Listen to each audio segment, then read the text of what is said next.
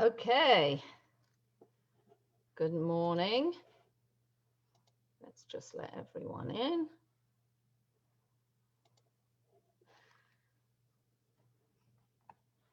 Good morning, everyone. Good morning, honey. Good morning, everyone. Morning. Morning.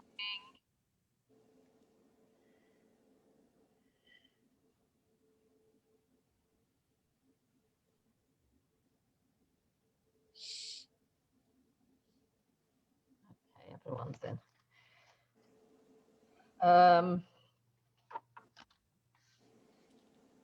So I'd like to dedicate today's class for Refuah Shalema for Tuvia Edel, Ben Golda Chaya, and for Avram Shmuel, Paul Avram Shmuel, Ben Esther Ziesel.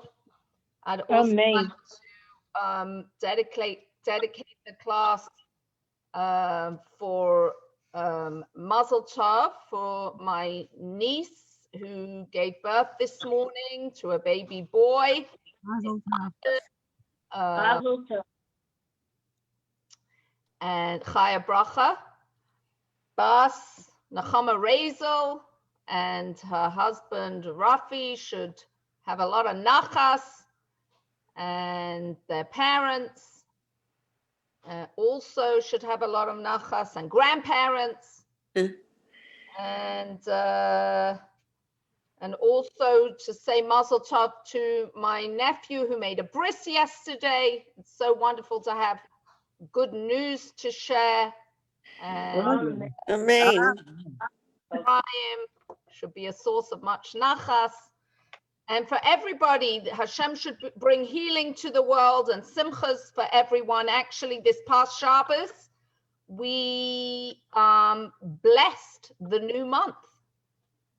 And the new month that we blessed is the month of Adar. So even though Adar will begin on Friday, which is the first day of Rosh Chodesh, 2 days Rosh Chodesh, Friday and Shabbos, but we already blessed the month this past Shabbos. So therefore, we already should be bringing the simcha and connecting to the simcha that's already infused in the world, since we've already blessed this new month. And we know that simcha poretz gereh, simcha breaks all boundaries. And let's do it, ladies.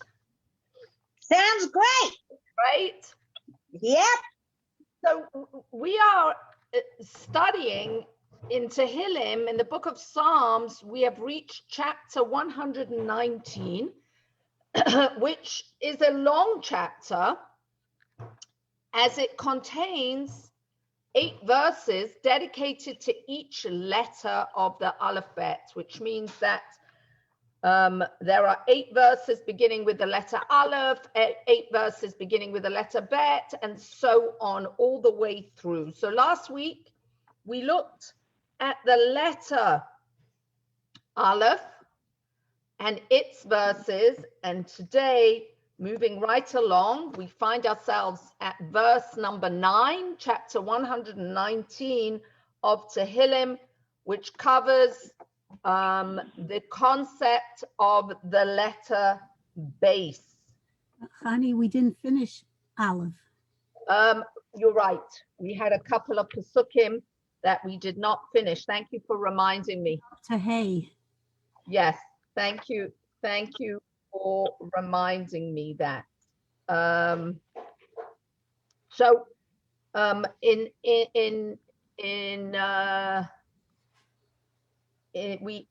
in the middle of Aleph. Did you say we got up to Pasuk Hay? Yes. Okay, so let's backtrack a little. Aleph, and just to remind you, Aleph is the concept of Chochmah, of intellect. Aleph is the head. Aleph is the concept of studying and learning and understanding things. So in verse number 5, my hopes that my ways be directed to observe your statutes. Also to remind you, we were talking and we are talking in this first section of the chapter about mitzvahs that are chukim, that are statutes. And statutes are mitzvahs that we do not understand. We do them because we do them because Hashem asked us to do them. So my hopes that my ways be directed to observe your statutes, and achalai, the word achalai is a supplication.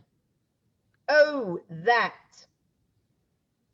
David HaMelech is asking Hashem that his ways be directed to observe the statutes.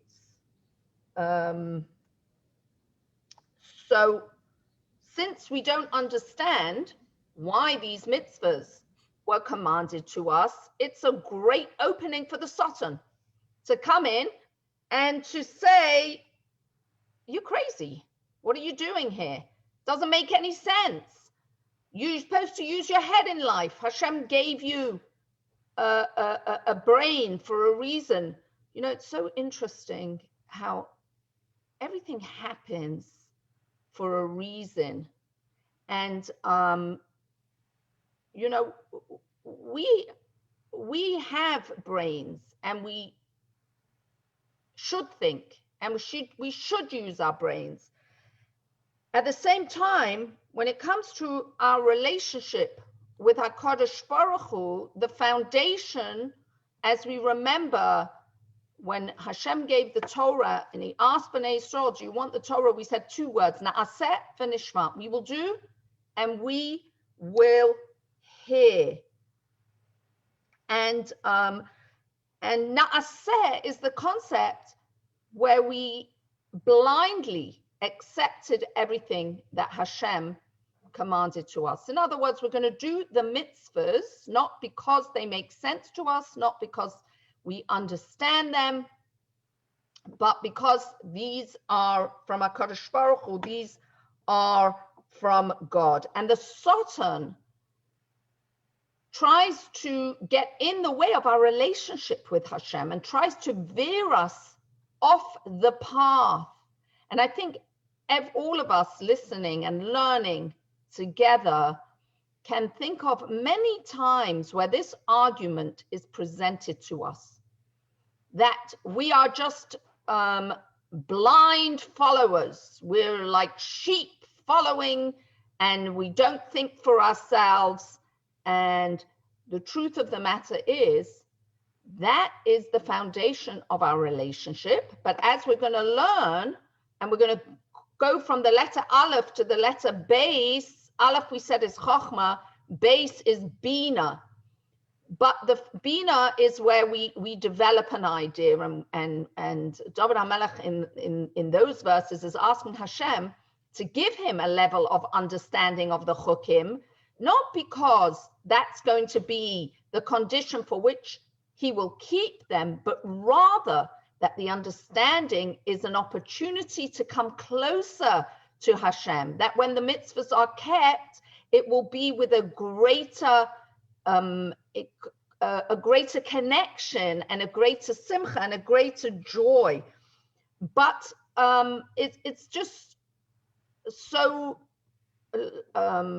it's so interesting how I find very, very often as learning things, and especially in preparation for sharing and learning together with my friends, that there's always something that happens that comes to either to my phone, or I hear something, or on the computer, or in the news, and yesterday I wasn't even listening. I heard somebody else listening, And this was the argument, and it was so, it was given over in such a strong way, saying that people who adhere to Torah and mitzvahs just are blind followers. They don't think for themselves. They don't, and this is the argument of the Satan. So the truth is, when I hear that, and having learned and prayed and tried to internalize these messages of David HaMelech, what pops into my mind is one word: Na'aseh. We will do. That was the foundation of our commitment in our relationship to HaKadosh Baruch Hu.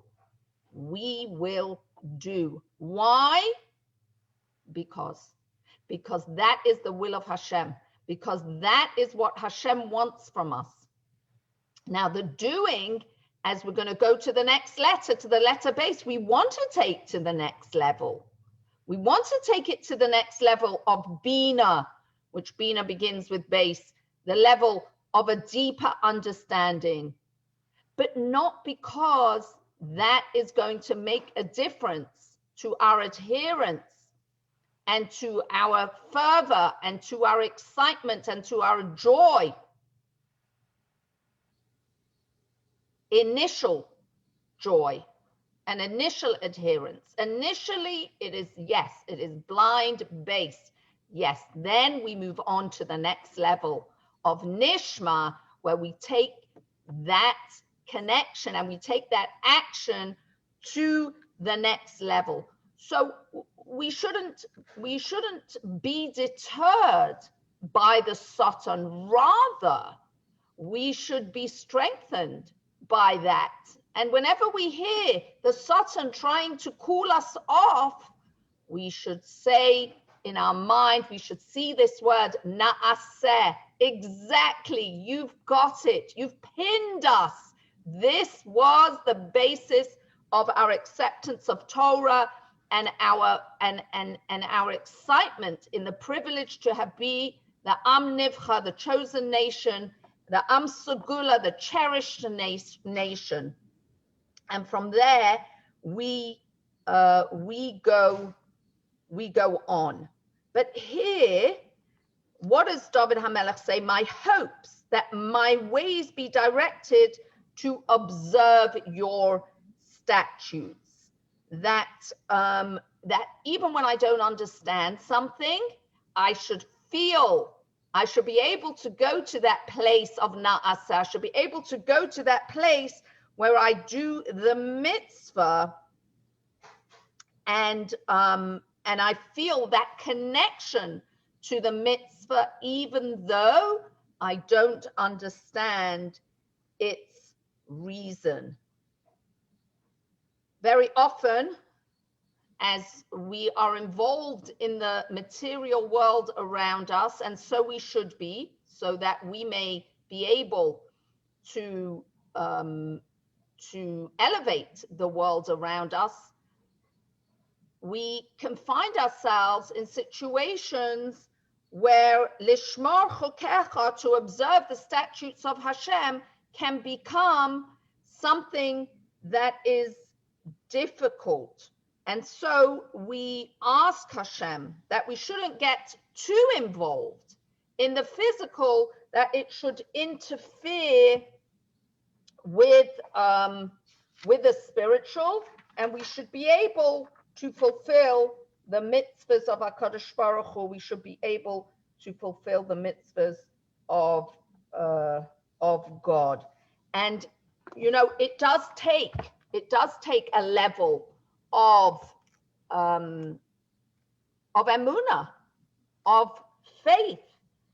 And I think the Midrash gives us an example that very often in our physical lives, there's an area of faith that causes us to do certain things.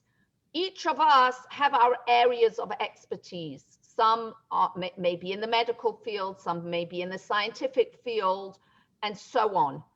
But we do place our faith in the experts.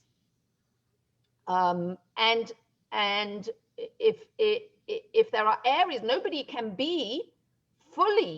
have a full understanding of everything that's in a world. So what do? We rely on experts in the area. And that is what David HaMelech is giving over to us over here. That to keep these mitzvahs that we don't necessarily understand, a good way to bring that into our everyday life is to think about things that we do that we don't necessarily understand, physical things that we're not experts in everything, but we rely on the experts, we trust the experts, and we go ahead. So that is the example. And if you look at the word achalai, so achalai comes from the same root as chole, one who's sick. And oftentimes when a person is not well and they go for help, they don't understand what the medical expert is telling them, but they have an element of trust in that medical expert and they follow their advice, whether it's taking medicine or whether it's eating specific kind of foods or whether it's taking any course of action. Even if we don't necessarily understand it, we do it because we have trust in that person. And that's what David HaMelech, when he uses the word achalai, he's using this word to help us to see how in our everyday life there are things that we do. Right now I'm having a little issue with my hand. I believe it's carpal tunnel. So I go to the doctor. The doctor tells me if I do certain exercises, it will help. And I don't necessarily understand every single aspect of the workings of that, but I trust and I have faith that it will hopefully, amidst Hashem, if Hashem wants it to, it will help. So that's why the word achalai is used over here. And we don't always get into the specifics of the words, but oftentimes we do, because that's one of the most beautiful things about the Hebrew language, that every single word has so much depth and so many layers of understanding. And when we adhere to the mitzvahs that we don't necessarily understand, that brings us, and the gift that Hashem gives to us is opportunities to do even more mitzvahs.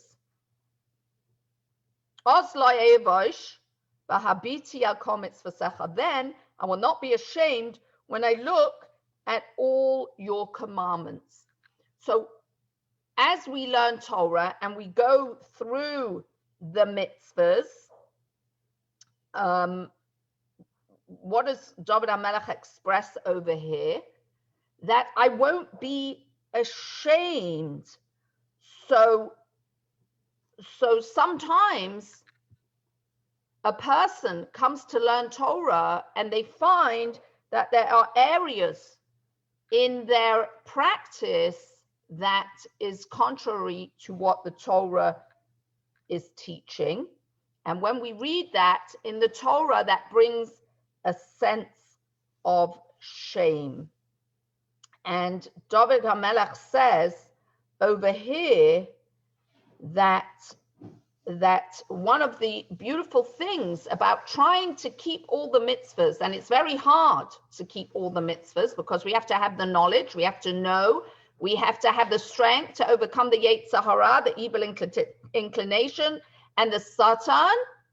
But right away he goes on to say what a great feeling it is and how beautiful it is when studying Torah to be able to see that with Hashem's help, one was able to adhere to those mitzvahs, and specifically to the mitzvahs that are statutes, the mitzvahs that one doesn't necessarily understand. But also that when we learn the reasons for the mitzvahs, even though the statutes we can't necessarily understand the full degree, but the more Torah we learn, the more we will be able to see beautiful aspects and mystical explanations of these mitzvahs. And I will not be ashamed when I look at all your mitzvahs, because I will feel a connection by way of not just studying, but also by way of keeping these mitzvahs.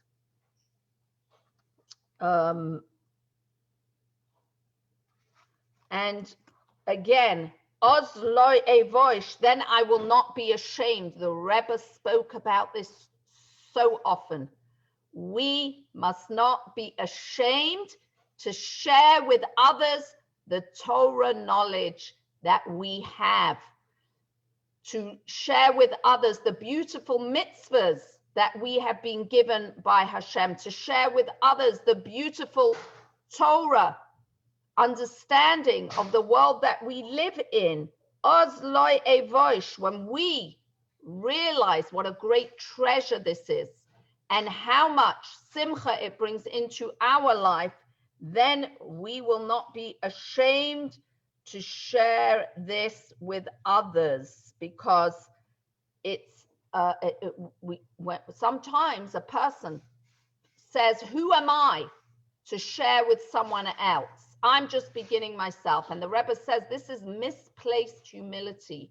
Every single one of us has been born into this time, into this era of the ability to share with others. And we shouldn't underestimate what we are giving to those who we share with. As much as we have, that's as much as we can and should share. I will give thanks to you with an upright heart when I learn your just ordinances. So the really now at this point, in verse number 7, is where David HaMelech is segueing from more the concept of the learning into the concept of putting into practice that which we are learning about. And we did mention this last week, that it's important for us to realize that all the learning of Torah that we do is for the express purpose of action, and that the Torah comes miloshen hora'ah. Torah comes from the root word of direction. It's teaching. The purpose of the Torah is not a history book. Everything that we learn in the Torah, even though there are many historical facts in the Torah, but the purpose of those teachings is so that we might practice the mitzvahs that are found in the Torah. Eschokecha eshma al tazveni ad ma'od. I will observe your statutes. Don't forsake me utterly.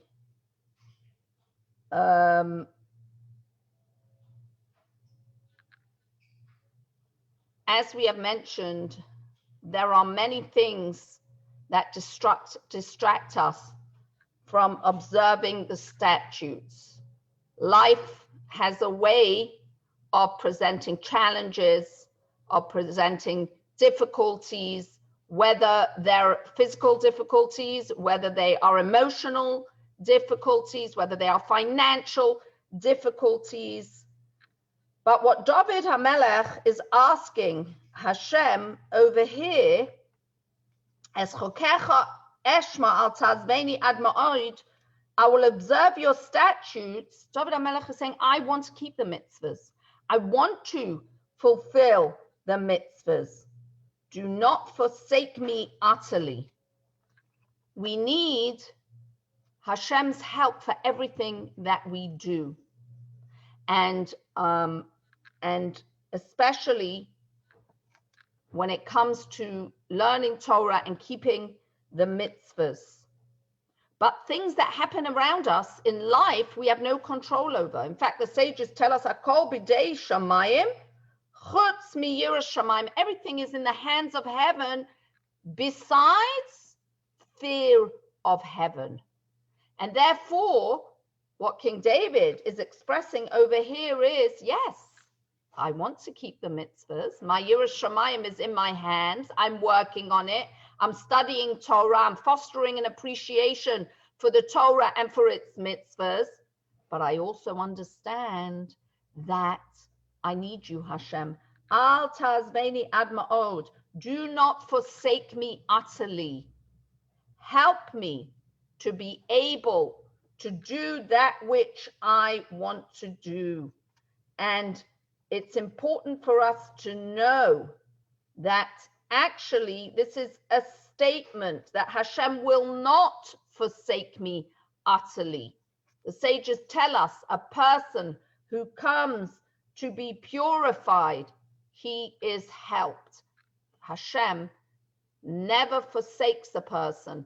If a person wants to do the right thing, if a person wants to take the right path, Al tazveni ad ma'od, God will not forsake them. God will help them and take them on the right path.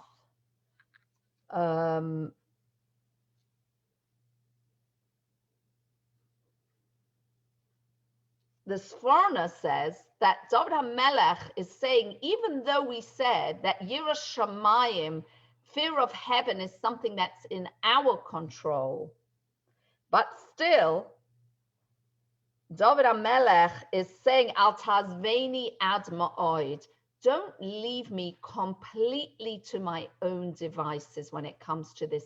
Help me out.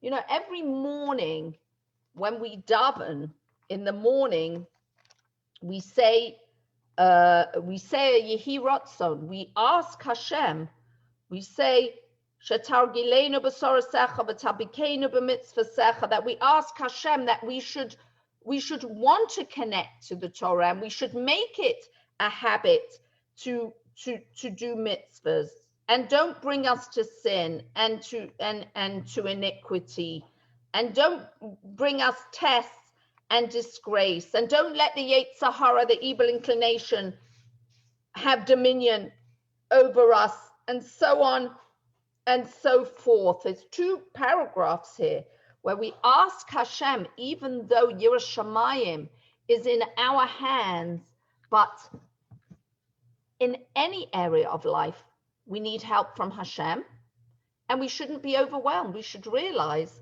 Al tazveni ad ma'od isn't just a request, but it's actually a reassurance to us that if we want to do the right thing, we just need to take Hashem as our partner. We should reach out and realize, don't forsake me utterly. God will not forsake us.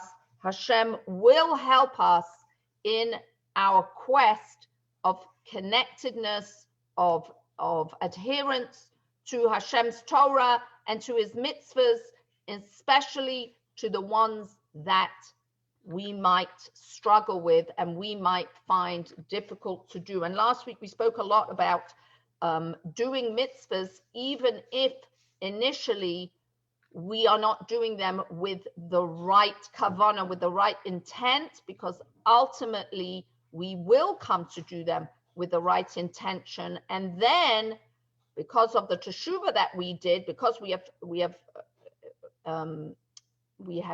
fixed that area of struggle, now all those deeds that we did in the past, which perhaps were not done with the best of intentions, now those become positive things.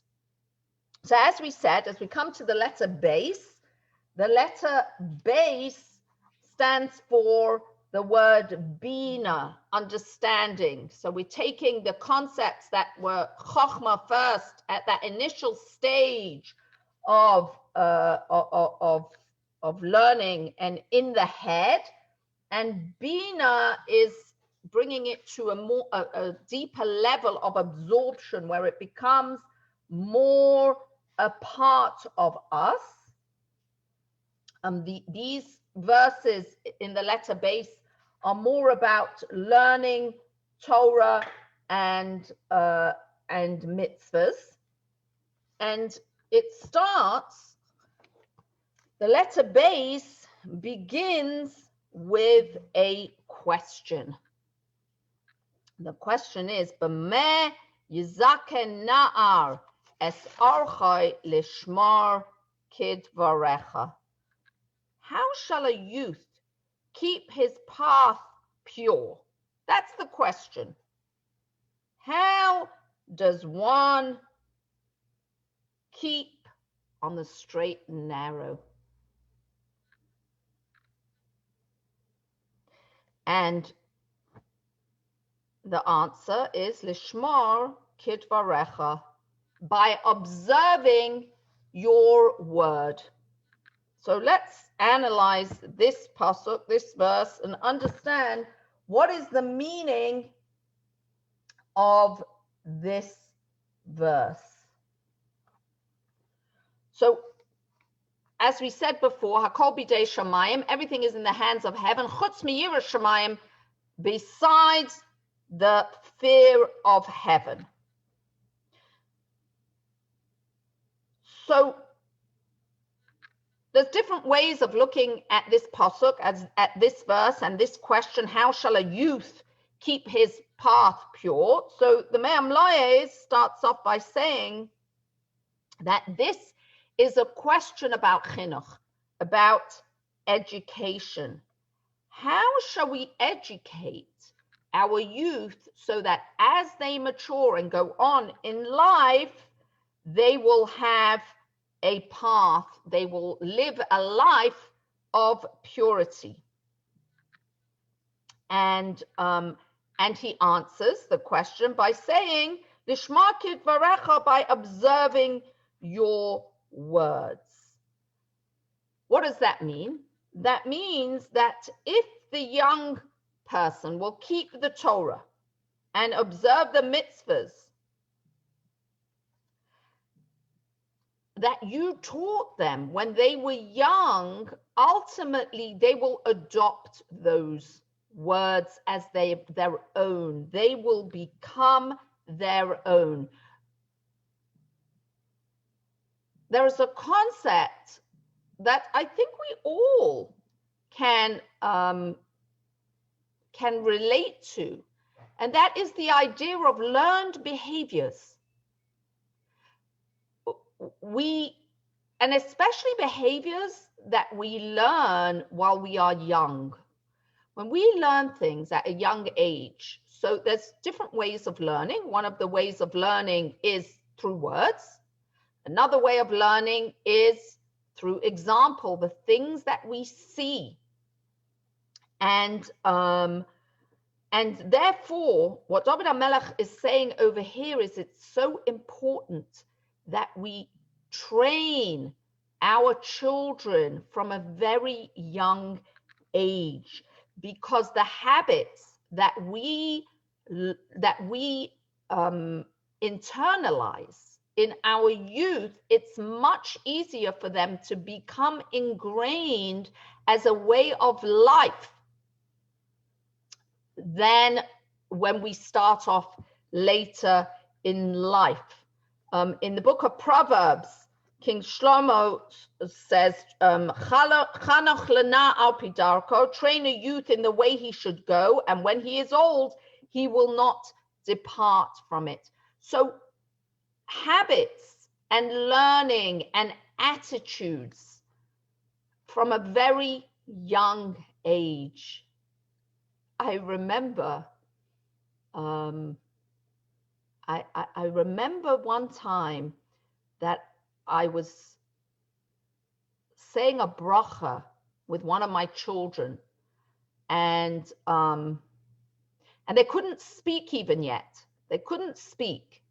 And somebody saw me saying that bracha with the child and said something very derogatory about it. Like, what are you, nuts? Are you crazy? The kid can't even speak. Why are you saying a bracha with them?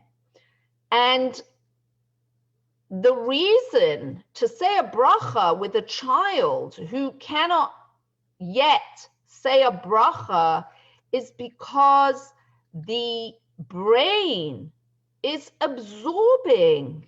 The child may not yet be able to say the words yet, but they absolutely hear the words, and the words are absolutely internalized. I would imagine that if there would be a conversation had about when should we start to teach a child to say brachas, one of the answers might be when they're bar mitzvah, or maybe a little bit before. You give them training before the bar mitzvah, because that is when they are obligated to keep the mitzvahs. But David HaMelech is telling us here, if you want to give really the best edge to your child, start at a very, very young age. In fact, the Torah teaches us that even before a child is born, even in the womb, the mother should say only nice things, expose this child, Emetz Hashem, to be the fetus, to beautiful things. Why? Because already the psyche is taking things in. And as time has gone on, more and more research is showing these things to be true. Of course, we don't need the research to tell us that it is true. We have it in the Torah. The Torah tells us that it is true. But it's interesting that as people are discovering more and more things and understanding things, that these are things we've already known for generations from the Torah. So we also should realize that what we expose a child to, it's like planting a seed. It remains with them, and sometimes it can be dormant. Ultimately, it will produce its fruit. Be'ezrat Hashem. The expression for path over here, how should a youth keep his path pure? The word is used orcho, the path. And that's the kind of path that's a winding path. Derech is also a road that's more of a straight road. Orcho is the kind of path that zigzags. It is it's a winding path. And sometimes in life, common sense is not enough to keep us on the path. So how shall a youth keep his path pure? The answer is by observing your word through study and keeping mitzvahs. As a child, then the path will become a derech. It will become more of a straight path that the child will know what to do and won't be confused and will know that what they are doing is the right thing, even if the path twists and turns. You know, even in terms of doing good things, sometimes goodness can be can be done in a way that's really not a good thing. So when should we be kind? When should we be kind in a way that might not be so obvious and withhold? There's so many areas in life that can be confusing. We don't always know what is the right thing to do. And David HaMelech says over here, learn Torah, and you will know how to navigate even when the derech, even when the path is not so straight. So we know that, you know, there's so many straight paths. There's so many times where we know this is the right thing. Yeah, we may struggle with it, but we know. But then there are also times when it's murky, when we're not sure, when we don't know, when the Satan comes along to try and give us excuses or to make us act in a way that is not the right way. So chinuch, education, is such an important thing in order to help children grow up to be yasha, to be straight, to be pure, to know. Imagine the gift to give a child that they know where they're going in life. They know what needs to be done. The Gemara tells us that Rabbi Eliezer and Rabbi Yeshua once came to a place and they saw little children playing in the sand. And the children formed heaps, and they called one heap Misa, which was tithing, and the other heap they called Truma, which are different kinds of tithing. And immediately, as soon as they came and they saw these children playing like this, they knew they had come to a town that Jewish people lived and raised their children in the Jewish way. So the other thing that the Me'am Lois brings down, Lishma Kitvarecha, by observing your word, is also an important lesson to the educator, to the parent, and to the friend. You know, like we said, we all have an obligation to share with those that we love and those that are near us this beautiful Torah and its precepts.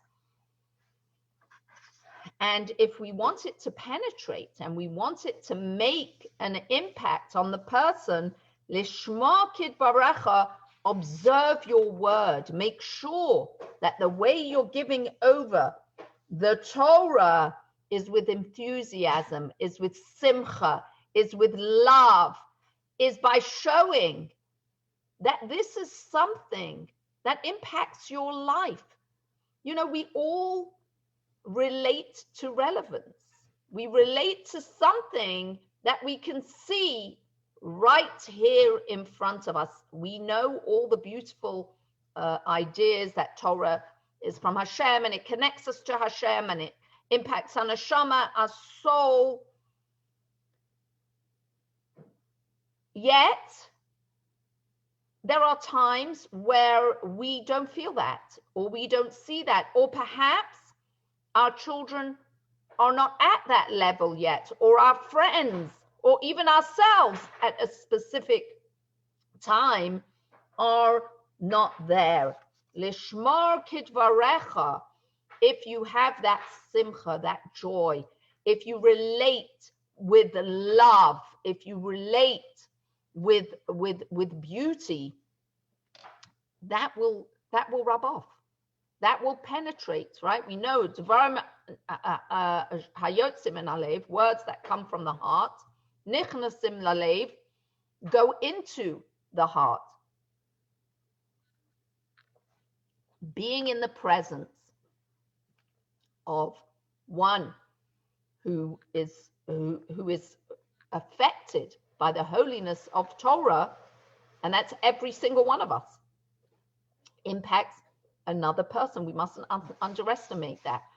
You know, one of the 10 mitzvah, one of the mitzvah campaigns that the Rebbe spoke about was having Jewish books in the house. The Rebbe didn't say you must read the books. That's another campaign to learn, chinuch, education. But this was a campaign in and of itself, to surround ourselves with things that are holy, with things that are good. Talking about chinuch, the Rebbe spoke also about making sure that the things that we put in the nursery of children should be pure things. Many people have heard this idea that that one shouldn't hang up pictures of non-kosher animals. Not that a child should never see a non-kosher animal, but that when the child is in the crib or in the nursery, that it should be looking at things that are pure, and that makes a big difference. You know, this, No piggy banks, huh?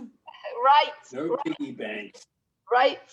So because everything that we have in front of us impacts us. You know, this past weekend, we had the kinnus, we had the convention of the shluchos, of the emissaries, and actually it's a weekend that became a convention for all women. It's the Yortzeit was last week, the anniversary of the passing of Rebbetzin Chaya Mushka, the Rebbe's wife, and the Rebbetzin was not a public figure. Not many people had the opportunity to see her because she kept a very low profile. And one of the shluchas yesterday, I didn't even hear her whole talk, but one of the things I did hear her say was that she was asked to share because she had her father was somebody that used to help out the Rebbe and the Rebbetzin with certain things, and that she had been with her father to the Rebbetzin. And she said when she was asked to speak and to share, she's like, what am I going to share? Like, I have nothing really to say. I was very young. I don't even remember much. But one of the things she said and she shared was that, you know, as she was thinking about it and as her life has gone on, she realizes that just for having been in the presence of such a holy person, of a person that now is when she's learning more about who the Rebbetzin was and what the Rebbetzin stood for. So many beautiful and amazing things. I really encourage everybody to go to Chabad.org and learn about the life of the Rebbetzin. And of course, we will have opportunities to share things as well. But one of the things that she shared was what touched her most from the kinnus, from the convention this year, was how the Rebbetzin cared for people, her sensitivity. Different women told stories of their connection to the Rebbetzin. I have a friend from London, for example, whose family had a close connection with the Rebbetzin, and Chaya Posner, who was a Lu, their family used to come and visit with the Rebbetzin. And one of the stories that she has told is how when she moved to the States, how the Rebbetzin would call her and talk to her about, you know, I know that it's hard for you and you're far from your parents. And there was this caring, and this was a theme with almost every story that we hear about the Rebbetzin. There's a very famous story of how the Rebbetzin was with her driver, and they were going someplace, and that day the road was blocked, and they took a different road. And as they were going down the road, they heard a great commotion, and there was a woman crying and yelling in Russian, and they went past. And then the Rebbetzin said to the driver, wait a minute, what was going on over there? Please, let's go back and see what was going on. And they went back, and there was a woman a Russian woman who was being evicted from her home because she couldn't pay her rent. And so the Rebbetzin asked her driver to go and find out what was going on, and he came back, and he told her this is what was happening. And the Rebbetzin said, please go and ask the bailiff how much money is owed, and if we pay it, could she go back into the apartment? So he did, and he came back to the Rebbetzin. He gave her the amount. It was in the numbers of like 6,000 and something. It was a lot of money. And she took out her checkbook, and she wrote a check, and she told the driver to please give it to them, and not to tell the woman where it came from, and asked the driver then to just let's go. And he asked the Rebbetzin, why did you do that? And she said that her father always told her that whenever and her father was the Frierdiker Rebbe, the previous Lubavitcher Rebbe, Rabbi Yosef Yitzchak Schneerson, that wherever we find ourselves, there is always a reason. Everything is hashgacha pratis. Everything is divine providence. And the fact that day they took a different route, that set off bells in her head and made her realize, wait a minute, there's something going on here. And maybe I can do something. Maybe there's a reason. Let me go and find out what that reason is. We can go off in different areas in understanding this story. We can talk about hashgacha pratis, divine providence. But the one area that really I want to highlight and underline is the area of caring, is the area of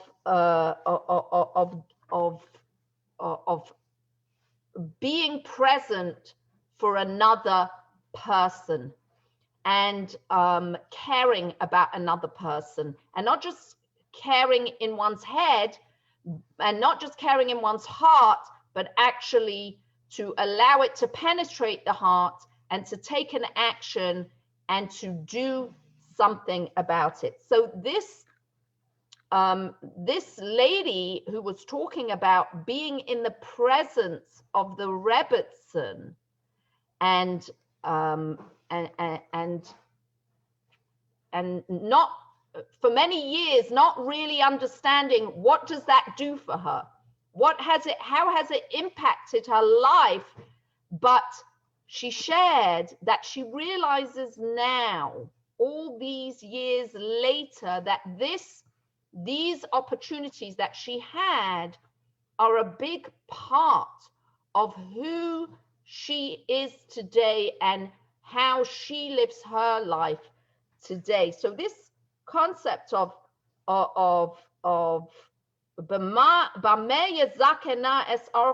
shall a youth keep his path pure? By observing your word. And that means the way something is given over, the way observing someone's word also means to realize that someone doesn't just talk the talk, but they also walk the walk. And when it comes to good things, there's not always an immediate, apparent result. One should never think that by sharing and caring and reaching out, they haven't accomplished anything. Being in this world and fulfilling our mission, which is to reveal Hashem in this world, is something that's a journey. It takes time. That's why we've been in Golus. That's why we've been in exile for so long. But as we're going to continue learning these beautiful words of Tehillim, we will be empowered and we will be strengthened to realize that we're not alone. Hashem is there with us. He sends many different emissaries into our life. Some of them are people, some of them are situations, objects, whatever it might be that we have been given. These guiding lights from HaKadosh Baruch Hu, and every day we should ask Hashem not only to send these things our way, but to open our eyes that we should recognize them and take strength from them and take advantage from them. And we should all be blessed with fruits of our labors, that when we reach out to another person, to care about them, to share with them physically, emotionally, spiritually, Hashem should give us success. And we should remember, even if we don't see the success immediately, the seed has been sown and ultimately it will bear fruit. Amen. Amen. Thank you so much, honey. It was